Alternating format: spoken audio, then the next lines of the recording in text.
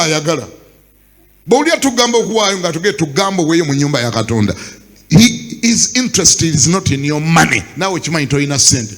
Sente kizaayo zoyina twali eri. Oyina ki? Oyina kigwe toyina ki oyina. Naye ate ali aweya nti buli kyoyina kiri ludda wa? Sikyawulira kiri ludda wa? Mu mutima. Wali okitegeddeko nti sente ziterekebwa mu mutima. Obadde kimanyi nti sente ziterekebwa mu mutima. Obadde manyi ziri mu banka. Obadde manyi nti sente zo ziri mu banka. Teziri mu banka. Sente zo zonna wayise nazo ziri awo mu mutima. Eri mu banka waliyo bipapula. Ziri mu mutima. Oli nazo wano.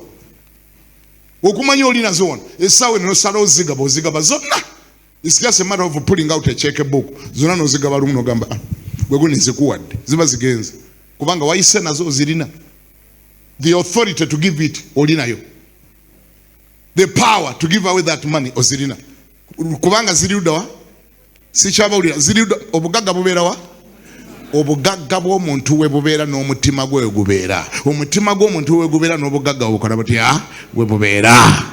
Kati kyovula bane Katonda ayagala mutima.